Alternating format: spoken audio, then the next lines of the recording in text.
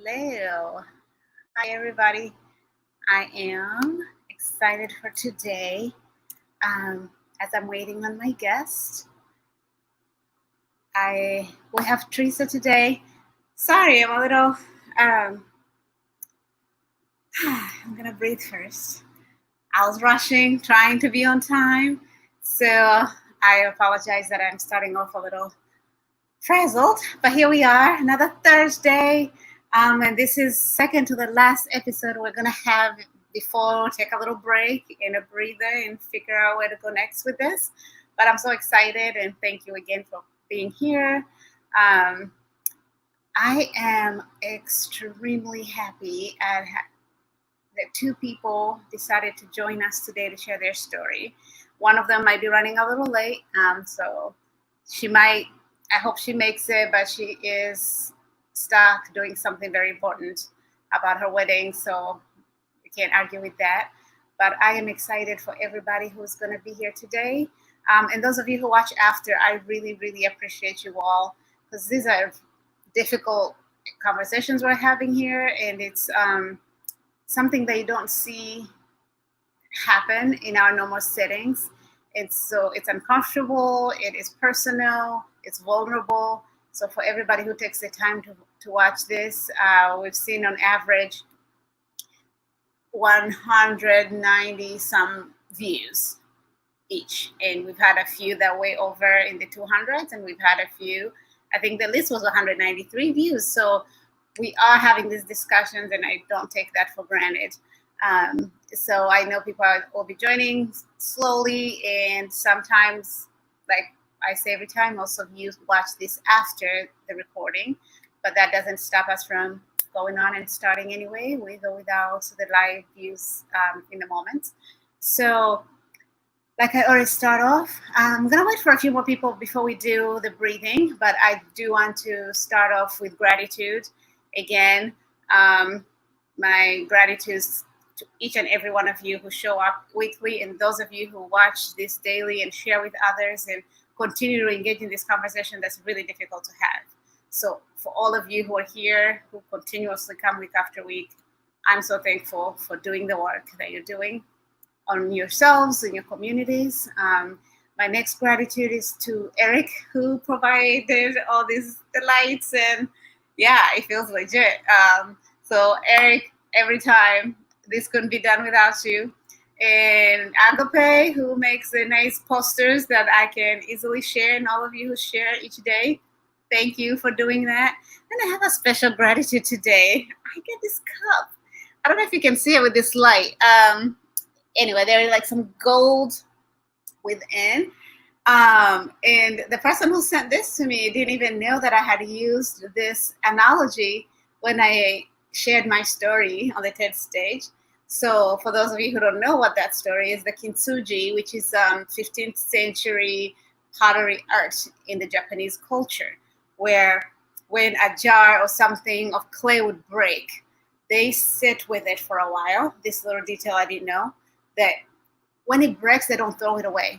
They sit with it and they watch it and they stay with it. And then afterwards, they put all the pieces back together with gold, as you see this cup. And then the piece itself becomes even more beautiful, and it's worth more after it breaks and after it's been fixed.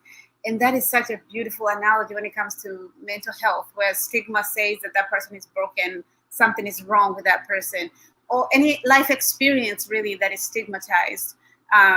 When we go through traumatic experiences and we think of ourselves as cracks, but those are the parts of us that make us more beautiful. Those are the parts of us that shine.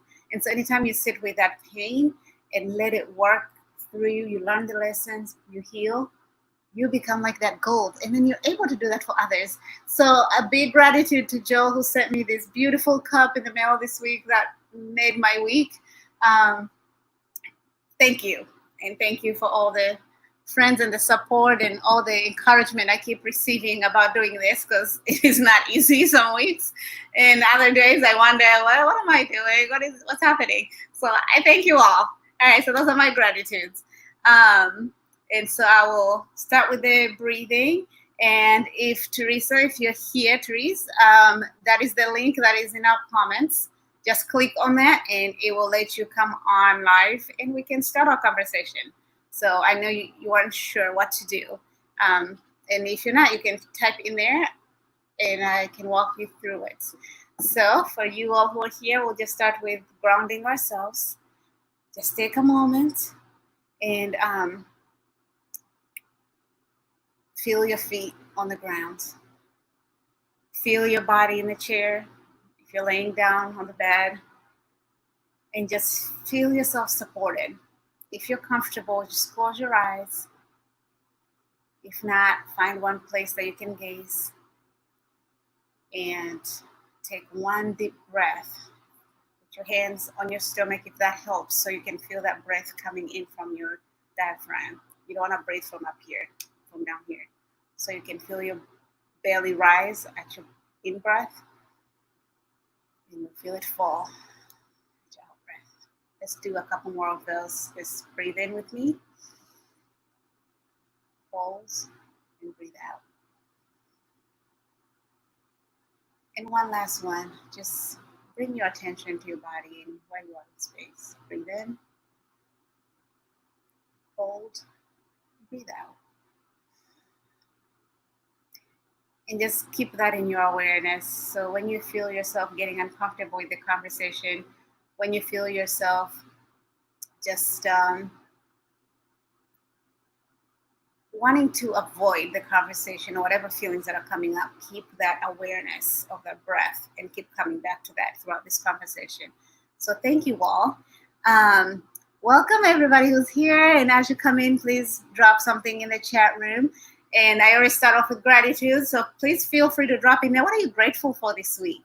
Because a grateful heart is a content heart. So please do. Okay. So Terese, click on that link right there that I just posted, and that should let you in. That will get us started in our conversation. Welcome, James. First time here, so I'm excited. It's 2 a.m. in Uganda and you're awake. Thank you. Thank you for doing that. And Charles, yay, you finally made it in. I knew last time it didn't work for you.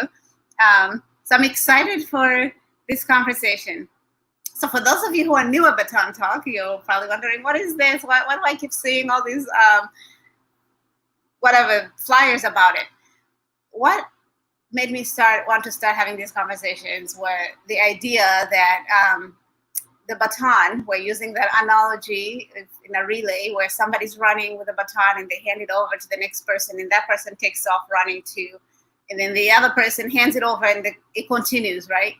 But nobody ever really stops to see what they've been handed. And so that's the same in terms of our cultures and norms and even traumas. We know it's passed on through our DNA. So we're here to analyze what those things, the messages we've been given. And so we keep bringing in mental health because that is such a key aspect of our well-being, right? Your physical health, your mental health, they're both intertwined. So today we inviting, and I don't know if she's having trouble coming in, Terese, if you can click on that. And so she was brave enough, I'm texting her as I'm doing this. She was brave enough to want to share her story on how she beat this mental health, right? And as especially Black people, Africans, you name it. I mean, globally, but there are some cultures that are even worse than others when it comes to stigma around mental health. And so that keeps people really reserved. That keeps people not seeking help that they need. And last week we talked about suicide. And she's not finding the link. I apologize, y'all. This is part of the fun, right? While we're doing what we do. So we talked about suicide. We talked about depression and all the things, the symptoms. Some people don't even know what that looks like. And so we have been losing a lot of people, both in media. You know, you've heard of all the celebrities and who continue to commit suicide, and you're wondering what could possibly be wrong with their lives, because most of us look up to their lives and wish we had that. But it's more than that, right? It's not having money, it's not having success or fame. There are a lot of aspects that go with that. And so Terese is trying to figure out how to get in here. Um, so we shall see how this goes. This is fun. She can't find the chat room. Okay, so I don't know how this looks like from the other end. Can somebody help us out who's on here already? How do you find the chat room if you're in the watching end? Because I see you all typing on here and she can't. And so I don't know if somebody can help us say that in the chat room. Well, she can't find it. Okay. Interesting. So now I'm stuck on how to get her in. And unfortunately, we can't practice this when we're not live. It doesn't work. We tried. So anyway, you all are hanging in here with me. So thank you. We can start with, maybe I'll just have a conversation with everybody out here.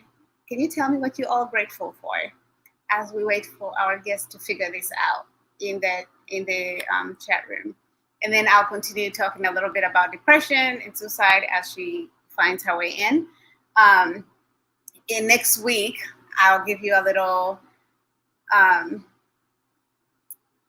glimpse of what I'm thinking. So we have gone through this whole journey of, I was figuring it out as much as you all were trying to see what's happening.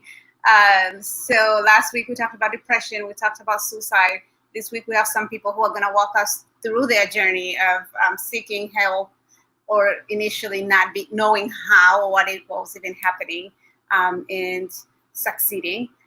Because she's obviously still here with us. She had suicidal ideations, and she's vocal about this, as you will see as soon as she can figure out how to come in.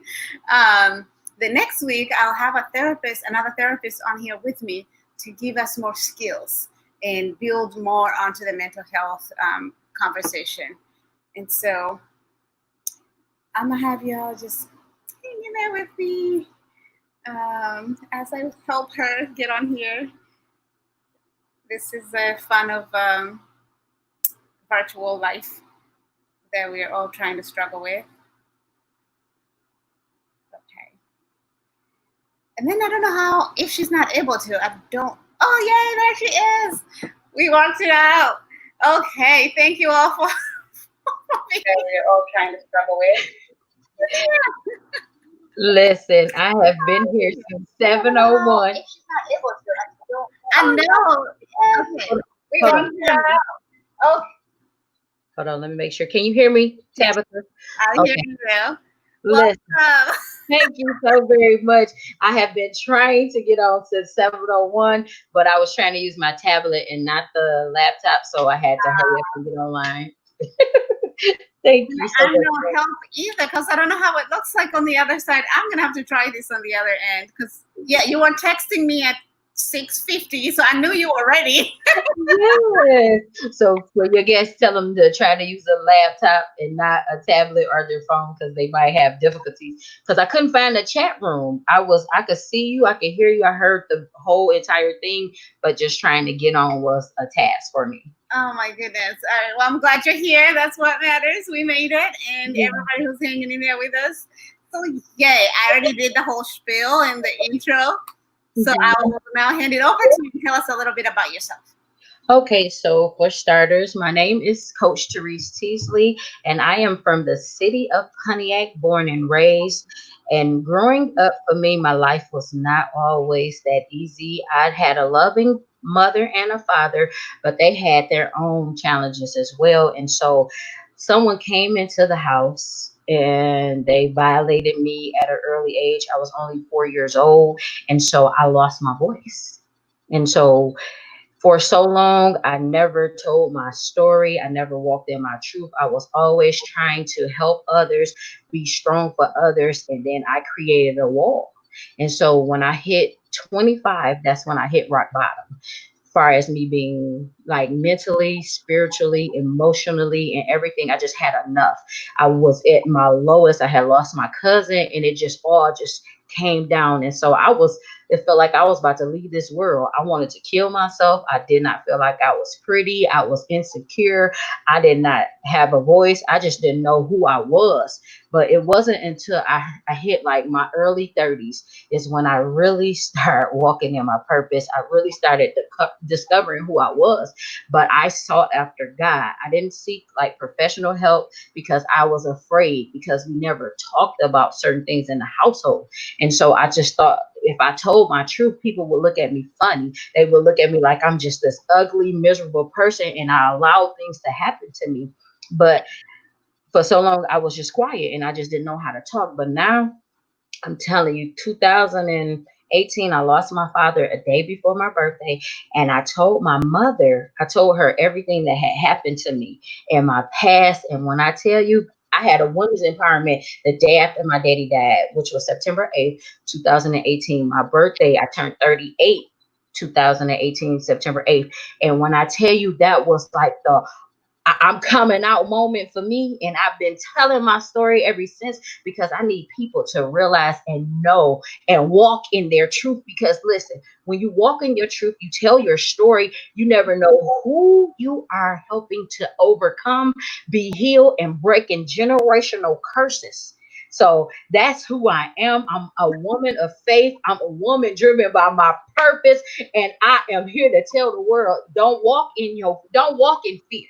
You got to pick your head up high and walk in your purpose and know that your life has meaning and tap into your greatness. So that's who Coach Terese Teasley is. Wow. All right. So y'all know why. Now you can see why I wanted her on this show. Well, thank you. I mean, we've only met one time. Okay. I can't believe that. But we stayed in touch. Thank God for social media. But you Yes. just have that energy that draws people in because you are walking in your purpose. You walk in a room and everybody feels alive. Like you're here. And so, wow, what a testimony. I want you to help us understand this story better. We're gonna break it up in pieces, right? So you're Mhm. 4 years old, something tragic happens, Okay. traumatizing. Mhm. Did your parents, anybody around you, know anything had changed? Well, see, I grew up in the 80s. And so in our household, my father, he was on drugs. He abused my mother, and we never talked. Like it's like this. What happened in our house, it stayed in our house, but we never talked. I never had that outlet where I can be like, Mama, somebody's touching me, because I being poor, like nobody said, Terese, oh, should no one touch you in those private places? No one should be like, oh, doing those things to you. So we never talked about it. It wasn't until like when I got older, because I became very promiscuous, even though I stopped, because it happened for a really long time. It happened all the way up to like I was like 10 years old.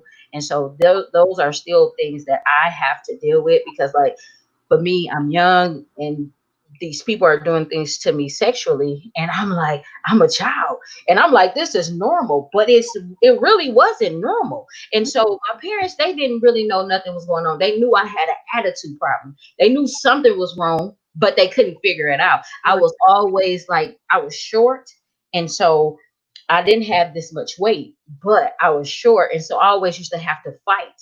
I used to have to fight guys. I used to have to fight girls. I used to have to fight my cousins. I used to have to fight so many people, but people didn't know that I was having these thoughts at an early age. People didn't know I was being molested at an early age.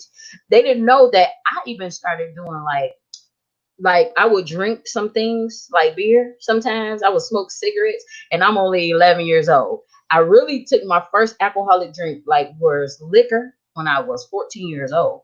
And so a lot of things I just kept bottled inside. My friends didn't know, my family didn't know. And I'm like, why am I so afraid to tell people? Because it's just like something that we never talked about. Yeah. Wow. Okay. So I want to, I apologize. I'm going to have to kind of break up the story so I can highlight a few things for those who are listening and those who will join later, right? So as Mhm. a child, you don't have the language for this. You don't have an understanding for this, like what's happening to you. You Mhm. have an inkling this is wrong. Yeah. You have an inkling like whatever this is shouldn't be happening. But as Mhm. a child, you can process that. And so then you also have this external trauma that's happening in the home because of your father and your Mhm. mother. So as a child, for those of you with kids or who work with kids, the only way they know how to express themselves is through behaviors. That was your way of help me. Help me. That anger or the unprocessed feelings were coming out through aggression. One, Mhm. it's being modeled in the home, and two, it's within from everything that is happening to you. So I'll just be throwing in those little pointers for others to see how this all manifests. And then substance use, right? What is the main function of that? It numbs you. So even Mhm. at a young age, you still don't understand fully, but you understand that if I take this drink for a minute or two, I won't feel The whatever it pain. is, right? Mhm. So I don't want Yep. to put you up, but trying to draw that picture. So now you're 11, you're drinking, you're fighting. Mhm. Somebody who's not paying attention to that, and you have that child in your classroom, this is a Yep. troubled child. Mm. So then you're not paying attention to this kid. Either they're going to spend this time in the principal's office.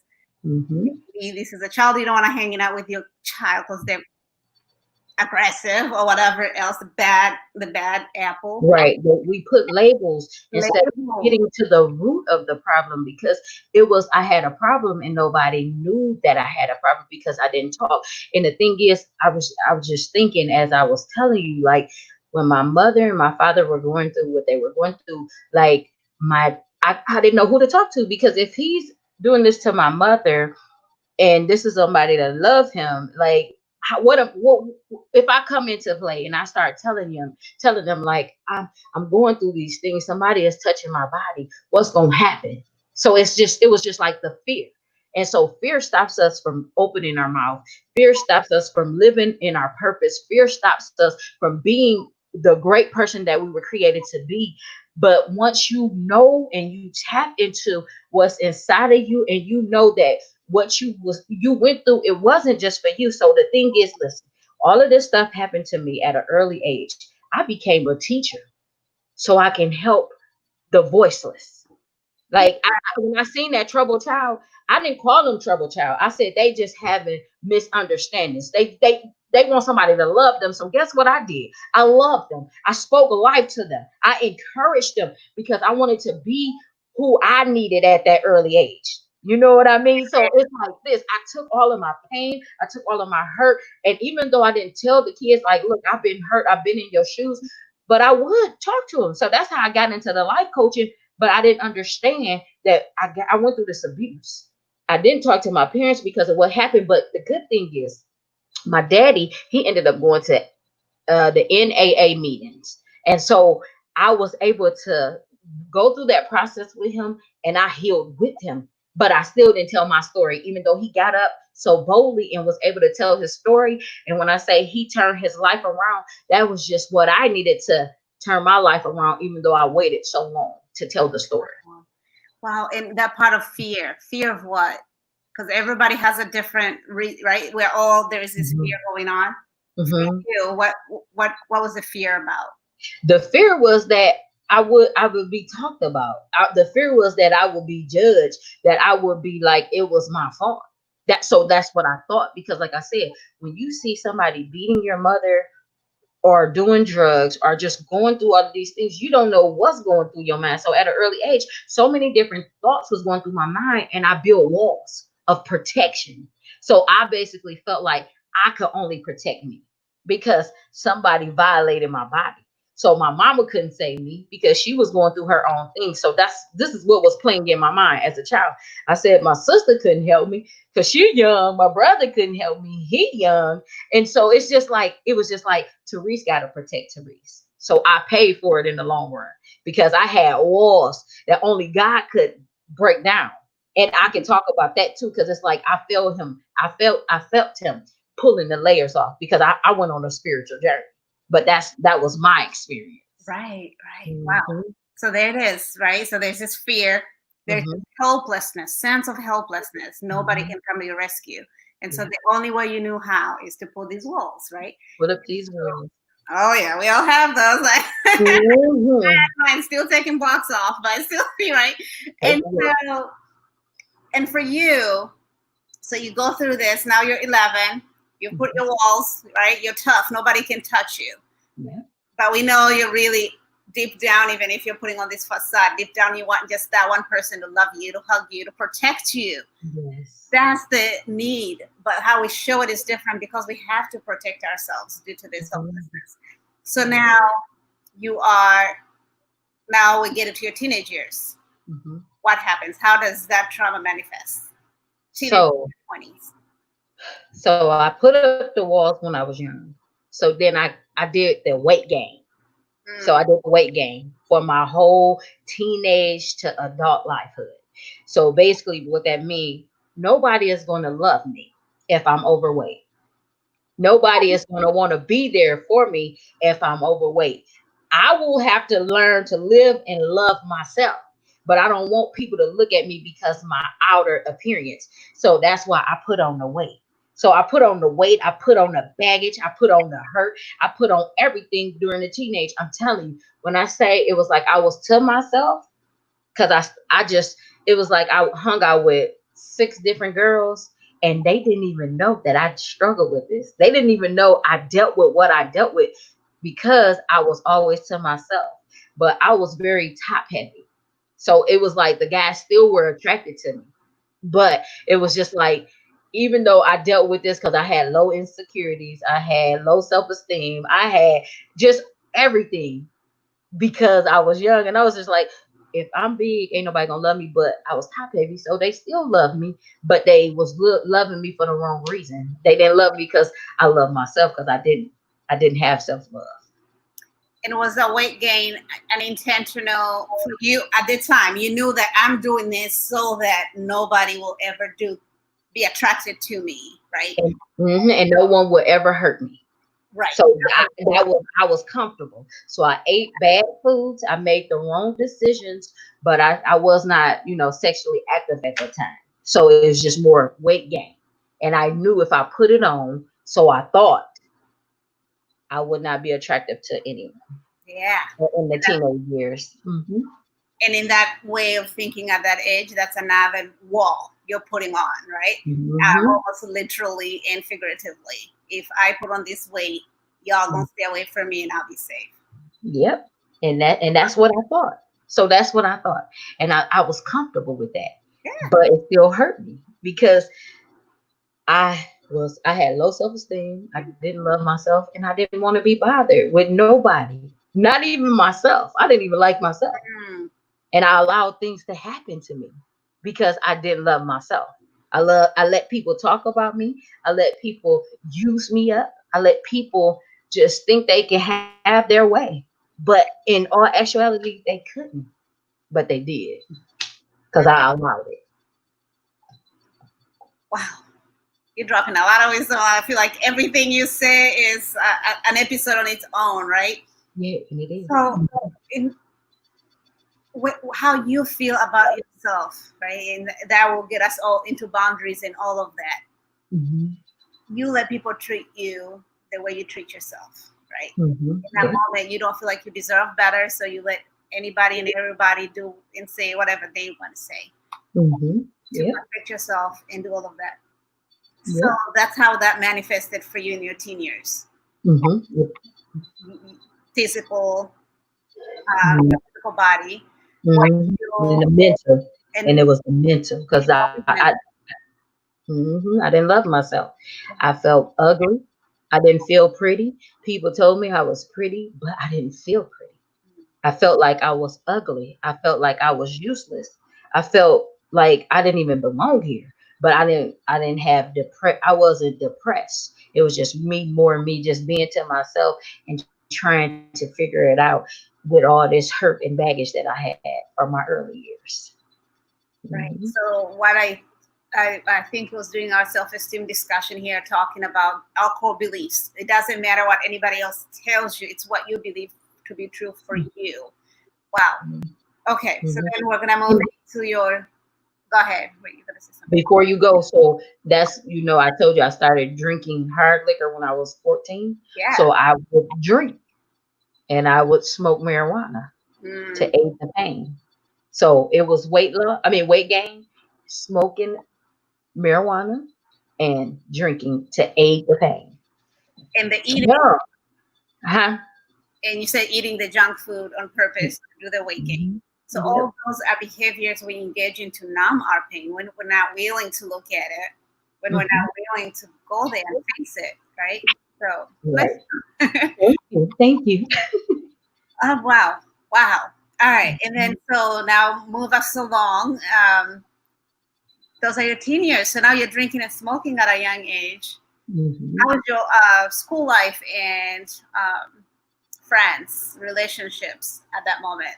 Yeah. So I had a group of girls that we always used to hang out, and so they were doing things, but I wasn't. I was more doing the drugs and doing the alcohol. And so I was not in like no romantic relationship with anybody. I didn't really start liking guys until I got a little bit older.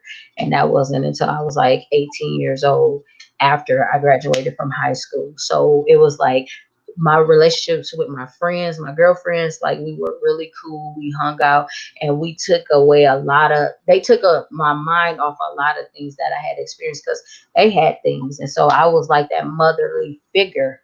And I will always be like, y'all don't do this, y'all don't do that. And it's amazing how I went through that and I was able to help them, but not tell them my truth because they never really asked me. But they will tell me their stories. Yeah. So Hmm. we become, and you're saying that because I've said that a lot of times on this show, how I was always I knew how to be a good friend. I just didn't know how to let anybody be that friend for me. And Yep. that's another way of, one, get your attention away from yourself so they don't have to know what you're hiding. But Hmm. two, you're kind of replaying what you wish you had, right? There's that piece like, okay, maybe I can protect others and maybe heal others, and Yep. that in turn will come in. Wow. Wow. Hmm. So it sounds like those relationships are obviously key to your mental health. They got you through high school. So They talk to us, when did it get to that depression where you could actually name it for yourself that this is a problem? Okay, so when I became like 20, I was sexually active at like again, and so it was just like this. I was in relationships with people that I was not supposed to be in. I was doing things to my body. I started getting tattoos and just doing things like far as just things that I thought were safe and just it was like no. I said that's when I decided to say, God, I need your help. I was like, because I'm going down this road of destruction. So doing things to my body, doing things to me spiritually, like I was going to church and I felt like I was going straight to hell. I felt like the lifestyle that I was living, I'm sitting up here doing things in the church and I'm like, oh my God, this is not how I'm supposed to be living. Because how can I go to church on Sunday, but on Saturday night I'm at the club getting drunk and then standing up at the door and I be getting drunk with people from the church. I said, you know what? I'm gonna be transparent. This is being transparent. I Yes, can honey. get to a place where I can tell it like it is. So go to church with some of the people from the church. We sit up there and be like, praise the Lord, hallelujah. But I knew it wasn't right. And so God dealt with me directly. And he like, Terese, you got to do better. But before I really sought after God, it was just like that. I just had enough because like I started feeling something in my spirit. Like I couldn't hold down water. I couldn't hold down food. I couldn't hold down a lot of different things. And I'm like, God, what is wrong? So I got tested for all of these different types of diseases and all of that. And I'm like, God, you got to show me who you are. You got to show me that you're real. And guess what? That's what he did. So it wasn't a disease. It was something that I needed spiritually. It was like I had to go on this spiritual journey, but I fell into depression before I went on that journey. So it's like this. So that's that 25. I felt like I was gonna lose my mind. I felt like I wasn't gonna be here no more. And I'm like, God, you gotta do something. And so that's when I fell into the depression and I almost took my life. But he like, no, I gotta show you who I am. So that journey took on for like a whole 10 years. 10 years, I want to say, because 2005 is when stuff started to come into place for me. Mm, mm.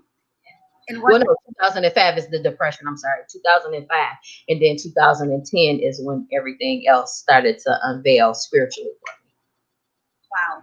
for So me. how, when you were going through that depression, Hmm. how did you understand it at the time? I Or under, I understood it because I was like, it's like this. I knew I was like, I want to take my life. I don't want to be here no more. And so I would hear voices in my head. I would like I could be around people and I just started crying. I go to church, I just started crying. And I'm like, this something is wrong. I'm like, I gotta get out of here. I don't want to be here no more. Like I'm tired. Can't nobody tell me nothing. Can't nobody do nothing for me. And I cried out to God. I went home one night on a Sunday and I said, God, show me you're real.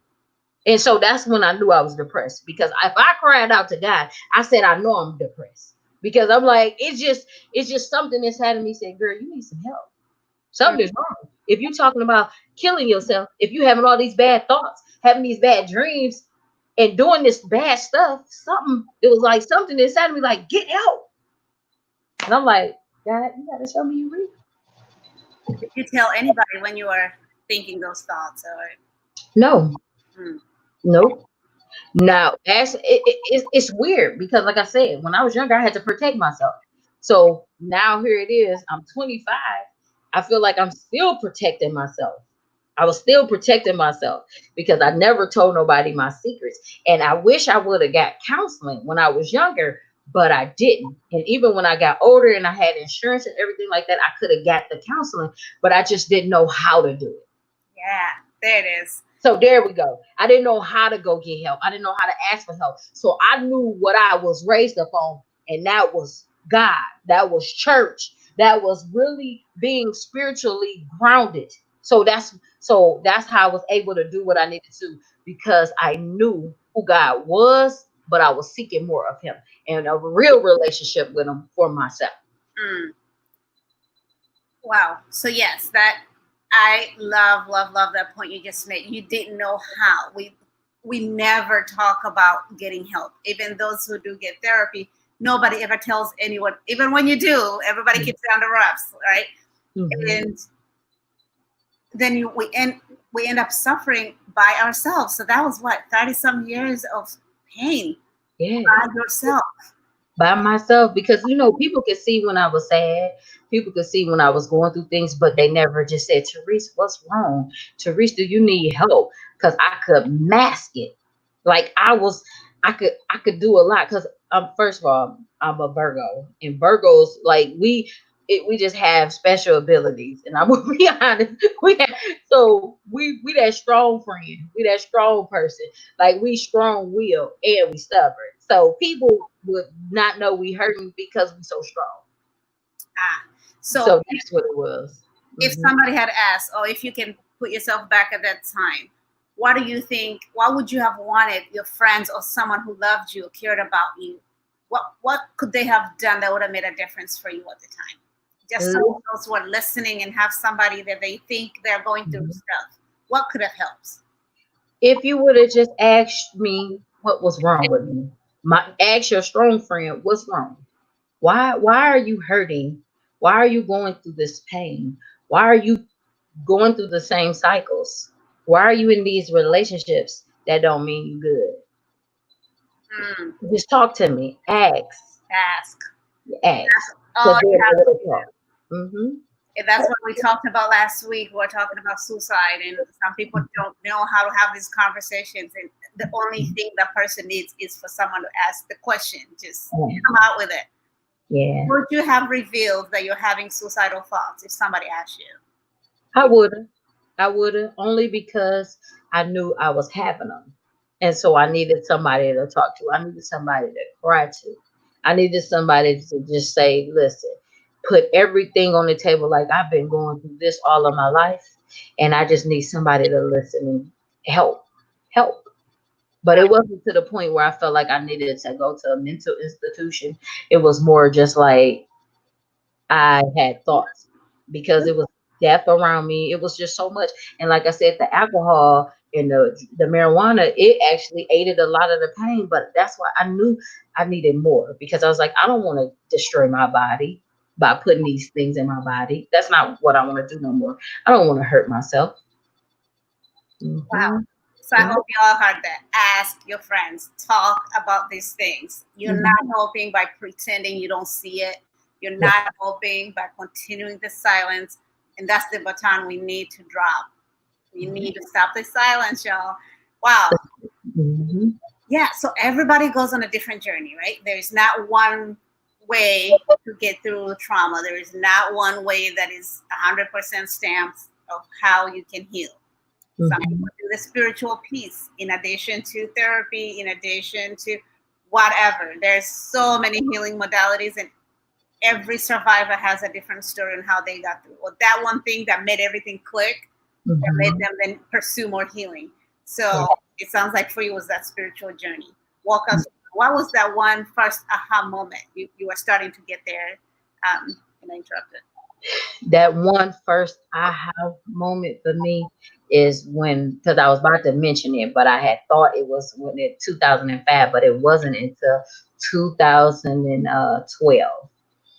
I want to say no, 2010 is when it actually happened, because I had became a part of this organization, and I had went on this trip, and so before I went on the trip, I had got really sick where I was throwing up water. I couldn't hold water down, and so the thing was I couldn't hold the water, I couldn't hold food down, and so I got tested for a lot of for diseases. I got tested for everything, and so it all came back negative.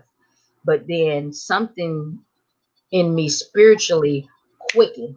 Something spiritually in me quickened. And it was like it was nights where I would rock to sleep. I would shake, but it was more like something, God's spirit was there with me. That's what it felt like to me. I'm gonna just say it. It felt like He was rocking me, because I'd be listening to the scriptures and stuff like that. He'll rock you when you need to be rocked. He'll talk to you when you need to be talked to. He'll comfort you. So that's what it was. Because I had never had that experience until that moment.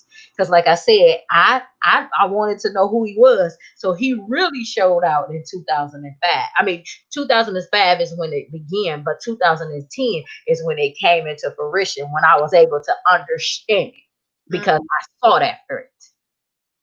wow. Woo! And Yeah, excited to talk about it. more into it, because the thing is, 2012, I had been at my job for 12 years.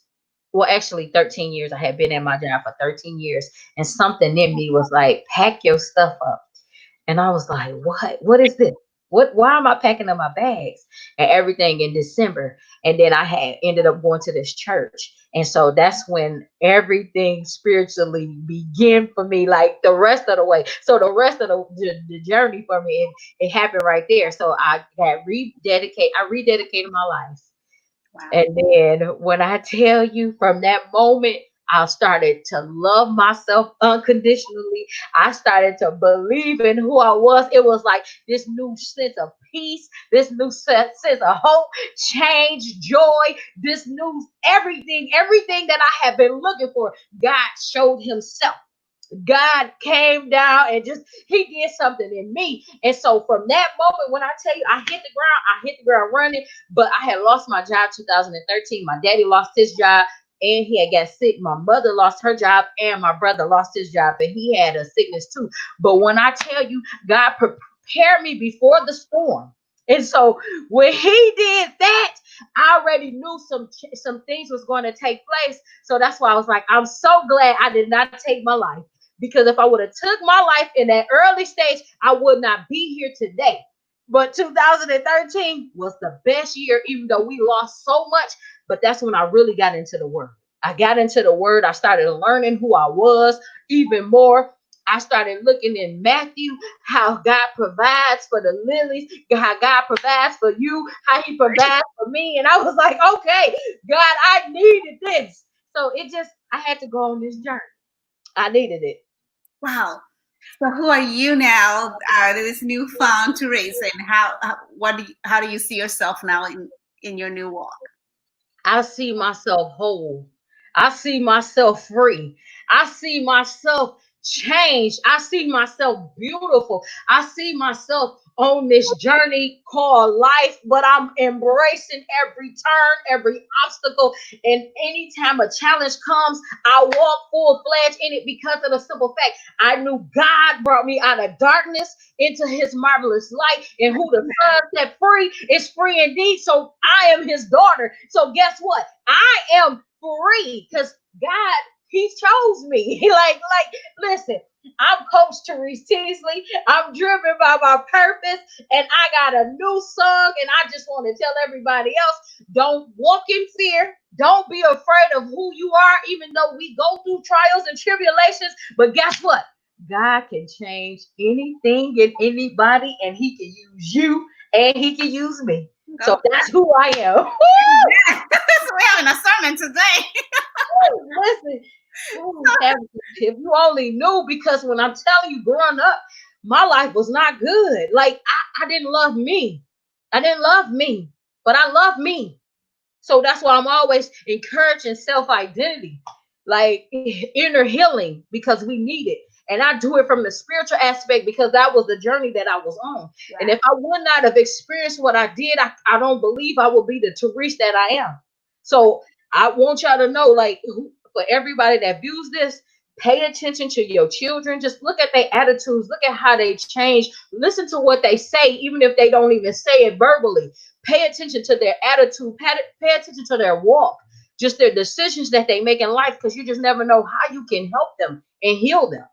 Mm, wow. Woo, amen. I needed that too, Tabitha. I needed it because it's been in the inside. We all needed it. We all, wow, thank you. And so, yes, on that, tell us, how did that manifest your healing? How is that manifesting in your life? How did you show up differently? So we saw how that looked like when you were in pain. How is it looking like in terms of how you treat your body, how you treat your relationships and your work, right? Because part of healing, or how you see somebody is on a journey, is they live differently, right? They walk differently. And we can see in your energy, like I said, in your words. But tell us, how have you seen that? And those who know you from your past and know you now, what can they, yeah. Can I tell y'all? Right now, I'm in the state of Georgia. I have decided, because I lived the journey, or I experienced the journey that I did, I decided to create a online show too, and it's called Driven: Healing the Matters of the Heart. Mm, And I capture stories of individuals that are driven by their purpose. And in order for me to capture the stories and allow people to have their voice, because that's all it is. So like I said, that journey that I was on, if I wouldn't have experienced that, I probably would not have started this show to capture other people's stories, because I realized that people are overcome by our testimonies. So that's why I tell my testimony. That's why I encourage other people to tell their testimony. And so I decided to leave Michigan, my comfort zone, to go capture stories, to take adventures, to be who God created me to be, and do it unapologetically. yeah. Don't worry about who likes it, who don't like it. And when I tell you, when I walk in a room, I believe people are healed. When I speak words, I believe people are healed, because I understand that what God brought me out of, it was, listen, it was for a reason. So now I got to tell of his goodness. That's why I acknowledge him before I do any and everything. And that's why I always speak on him, because I know who brought me out, and I know how he's doing a work in me. So the people that know me from my past, they look at me and they encourage me. They speak light to me. They be like, Therese, I'm so proud of you. Just continue on your journey. Continue to be who you are. And they call me beautiful. And sometimes I be like, don't. I be like, you beautiful too, because I don't want to, I don't want to seem cocky or big headed. I just try to be as humble as I can, because I know God can do anything. And so that's what I said. Like, I'm in Georgia. I live in the state of Michigan, but God has me on this assignment where I'm encountering people. I'm going to new places. And I'm just letting my light shine, and I'm talking to people like, hey, how you doing? I don't meet a stranger. So it's just, now I can't even stop talking. I'm always talking. I told somebody today, I said, listen, I got to get out into the city because I need to talk to the people. He tried to discourage me and say, it's all of this stuff going on, the corona going on. I said, listen, go away. Go away. Because God got me on the assignment. I need to encourage the people because we've been silent long enough. We need to stand up for what's right. And what's right is telling the real testimonies and letting people be healed. So that's what it is. Wow. You're Listen. just doing the work. You're out there letting your healing heal others. And that's what real healing looks like. Yeah. Wow. So, as part of this, as we're kind of wrapping up, part of this show is to also understand what we need to unlearn, right? Mhm. So, because of our experiences and the lives we've lived, there are messages that have been put, right? You don't talk about anything, you protect yourself, you keep everything in the house, or you're not this, you're that, or whatever messages you've been given as a woman, as a Black woman in America, as a survivor. Mhm. What are some of the things you've had to unlearn in order to continue on your healing journey? I had to unlearn tradition because a lot of times what somebody else teach you and tell you, it might not always be the best thing for you because you mentioned something. You were saying how the healing process, many people go through different healing. So they like maybe go to a counselor, they may seek spiritual guidance, they might do whatever they might do so in order to get their healing. So the thing is, I had to unlearn tradition, I had to unlearn religion, I had to unlearn a lot of different things and really seek God. That's why I went on this spiritual journey so he can really teach me and show me what it is that I needed to do because I understand that we were given tools and instructions before we were created into the foundation of the world. So it's like this, I had to seek the master for direction and understanding. So that's the biggest thing that I had to unlearn, the tradition, the religion, and just negative words and just negative actions and things. So it's like some things like and bad habits because when we used to doing something and something we continue on that path, but I had to unlearn them bad habits, just everything that I mentioned because when I tell you so much, it's like you got to unlearn the things that you're comfortable doing. And I had to unlearn being comfortable. Oh, So, mhm. oh, say a little more on that. That I will, because the thing is, like, I was comfortable on my job. I was comfortable being around my family. I was comfortable doing things out of habit. But then when my life changed in 2013 because I had lost my job, because I had lost my car, I had lost my mind. Like, let me not say that because I didn't lose my mind, but I lost all the material things. I lost all the material things, but I gained a closer relationship with God. And but I was uncomfortable because I had to ask people for things. And normally I don't ask people for things. So it's like getting out of that uncomfortable space. Because when you're comfortable, you're gonna continue to do the same thing. But then when you're uncomfortable, guess what? You find your strength, you find your peace, you find your joy, you find your identity. yeah, So that's what I mean by that. that's where magic happens. I always say it's in the discomfort. Yep, it's in the discomfort. It don't feel good Discomfort. because you might be used to having mama and daddy give you all this money. You might be used to having not paying rent. You might be used to just a lot of different things. But then when you gotta do something new, gotta do something different, you like, why? How? Me? Yes, you. Yeah, You got you. power. Even in these conversations, right? That's why most people don't want to talk about it. It's uncomfortable to hear somebody else's pain. And so Yeah. we all pretend we're all okay. It's Mhm. uncomfortable. But when you step into that discomfort, that's oh, unlearn. That's why I was like, say more because unlearning. I will. Comfort. Love And that. when I want to say something, the thing is, like, I used to cry when I used to tell my story. So I'm coming out of that comfort zone of the sense of not just I'm not just crying, but actually being confident. Like being confident when I tell it, because I'm not living in the past. I'm not living in the hurt. I'm free. That's why I say I'm free. Like I feel so good and I don't want to weep unless it's necessary, but I need y'all to know, like, when you really figure out what your purpose is and who you are, like, things change. And I'm excited. And we can all see things have Mhm. changed for you. You just glow. You have this. To God be the glory. To God, to God be the glory, because I didn't always have it. Wow. So, Hmm. what would you say to that person who is there right now where you were before? What are your words of comfort? Something that you would have wanted to hear back then? You are not alone. You will make it. Even though the times seem like it's hard, you have to go to the place where you can find rest, peace.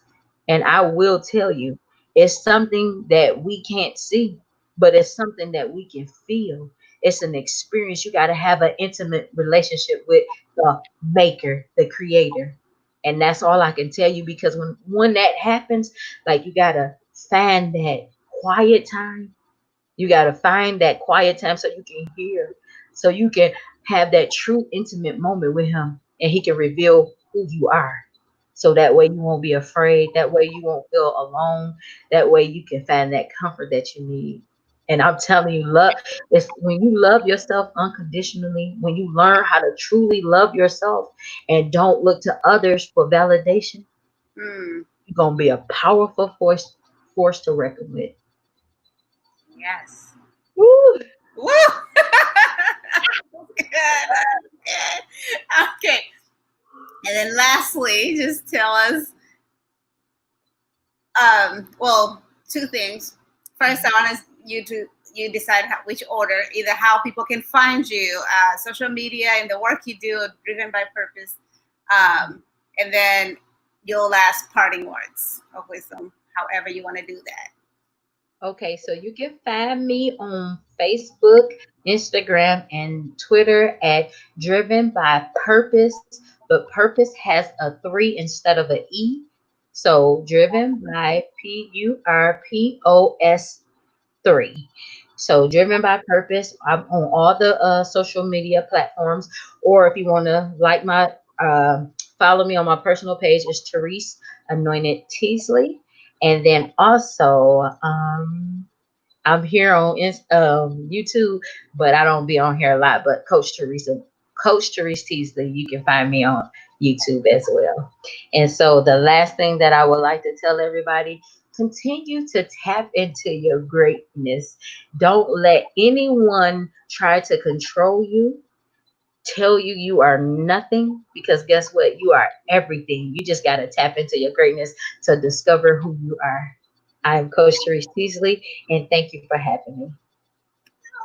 Thank you, sis. Thank you for blessing us. Thank you for sharing your very brave story and for all you do, healing, supporting, and just for being you and sharing your journey with us. Thank you for being here. I know everybody who's going to listen to this will be blessed. And we have to keep having these conversations. So, if nothing else, if you forget anything else you've been told here, you are enough. Ask Mhm. your friends what they're going to just talk about these things. Ask, ask, ask, ask. Yes. And I want to say something to you, Tabitha, as well. Thank you so very much for having me on the show, but thank you for being a great leader. Thank you for not being quiet. Thank you for raising the bar, and thank you for being a change agent. And continue on your journey, and don't let nothing and no one stand in your way, because too many people are attached to your obedience. And so I thank God for you. I thank God for your purpose. And I thank God for the show, and continue to grow and change the lives of many all over the world. Thank you. All right, don't make me cry now. I'm sorry. I'm sorry. But I see greatness. I see greatness in you. Thank you, thank you, love. Well, thank everybody for being here in all the things you could be doing online. You chose to spend this time with us, and for all of you who will watch it after, I know you'll be blessed by this beautiful trees. So yes, go out there, ask your friends, support each other. Let's heal together, grow together. You're enough, and let's interrupt the cycles of toxicity and trauma, and pass the baton of healing. Thank you all, and have a great weekend. Thanks again. You're welcome. Bye, guys. Bye, everyone.